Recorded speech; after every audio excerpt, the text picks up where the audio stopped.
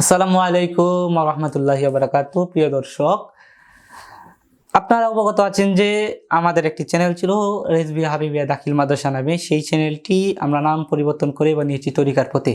সেই তরিকার পথে চ্যানেলটি বর্তমানে মাওলানা গাজী হাবিবুর রহমান রিজভী সাহেব পরিচালনা করছেন এবং তিনি নিয়মিত ভিডিও আপলোড দিচ্ছেন। সেই চ্যানেলটিতে প্রায় ৬,০০০+ সাবস্ক্রাইবার রয়েছে। সেই সাবস্ক্রাইবার থেকে আমরা আবার সাহস পেয়েছি নতুন একটি চ্যানেল খুলতে। আমরা এবার নতুন একটি চ্যানেল খুলেছি, যেই চ্যানেলের নাম দিয়েছি ইসলামিক ফ্যাক্ট। যেই চ্যানেলটিতে আজকে ভিডিওটা দেখতে পাচ্ছেন সেই চ্যানেলটি হলো ইসলামিক ফ্যাক্ট চ্যানেল। এখানে ইসলামিক তত্ত্ব, ইসলামিক বিভিন্ন বিষয় আপলোড করা হবে। আপনারা চাইলে এখানে সাবস্ক্রাইব বাটনে ক্লিক করে সাবস্ক্রাইব করে রাখতে পারেন। ঠিক জানেন, মাত্র 3টি সহজ আমলেই আল্লাহ আপনার গুনাহ মাফ করে দিবেন। অনেকেই এই আমলগুলো জানে না, তাই এই আমলগুলো করতে পারে না। আজকে আমি আপনাদেরকে জানাবো সেই তিনটি আমলের বিষয়ে এবং সেটি কিভাবে করবেন তা বিস্তারিত থাকছে এই ভিডিওতে। আজকের যে বিষয়, 3টি আমল করলে আল্লাহ আপনার গুনাহ মাফ করে দিবেন, সেই 3টি আমলের ভিতর নাম্বার 1 হলো বেশি বেশি ইস্তেগফার করা।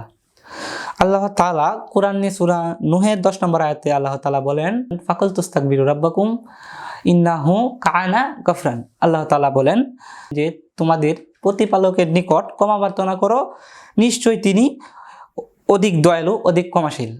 এই আয়াতে কালিমা দ্বারা আমরা বুঝতে পারি যে আল্লাহ তাআলা কাছে ক্ষমা প্রার্থনা করলে আল্লাহ তাআলা অবশ্যই বান্দাকে ক্ষমা করে দিবেন। এবং তাই নয়, রাসূল সাল্লাল্লাহু আলাইহি সাল্লাম সহিহ বুখারী ৬৩০৭ নম্বর হাদিসে রাসূল সাল্লাল্লাহু আলাইহি সাল্লাম বলেন, যে ব্যক্তি প্রতিদিন ৭০ বার, কিছু কিছু হাদিসের মধ্যে ১০০ বার উল্লেখ রয়েছে, ৭০ বার বা ১০০ বার ইস্তেগফার পরে আল্লাহ তাআলা তার গুনাহ মাফ করে দেন। এই হাদিস এবং ওই আয়াতে কালিমা দ্বারা আমরা বুঝতে পারি যে কেউ যদি দিনে প্রতিদিন ৭০ বার বা ১০০ বার যদি কেউ ইস্তেগফার পরে, তাহলে আল্লাহ তাআলা তার গুনাহগুলো মাফ করে দিবেন। সেই 3টি আমলের ভিতরে নাম্বার 2 হলো সকাল সন্ধ্যা একটি আমল করা। সকাল সন্ধ্যা একটি দোয়া পাঠ করা, যেই দোয়া পড়লে আল্লাহ তাআলা আপনার গুনাহ মাফ করে দিবেন। সেই দোয়াটি কি, চলুন জেনে নিই।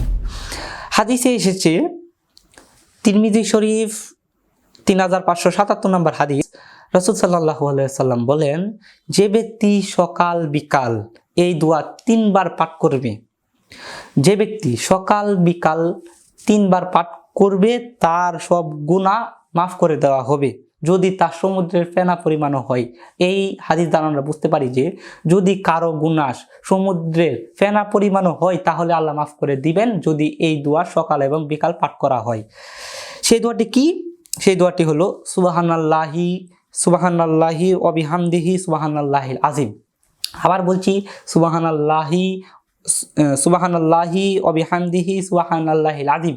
আপনাদের সুবিধার্থে আমি স্ক্রিনে এই লেখাটি লিখে দিব, আপনারা পরে আমল করবেন। 3 নাম্বার যে আমলটি সেটি হলো, যে ব্যক্তি পাপ করার পর সুন্দর করে উজু করে এই 2 রাকাত নামাজ পড়ে আল্লাহর কাছে ক্ষমা চাই, আল্লাহ তার গুনাহ মাফ করে দেন। এটা আমার মুখের কথা নয়, এটি আবু দাউদের 1521 নম্বর হাদিসে রাসূল সাল্লাল্লাহু আলাইহি ওয়াসাল্লাম বলেন, কেউ যদি যে ব্যক্তি পাপ করার পরও 2 রাকাত নামাজ পড়ে আল্লাহর কাছে তওবা করে, আল্লাহর কাছে তওবার নামাজ পড়ে, 2 রাকাত নামাজ পড়ে আল্লাহর কাছে কান্নাকাটি করে দোয়া করে, আল্লাহ তার গুনাহ মাফ করে দেন।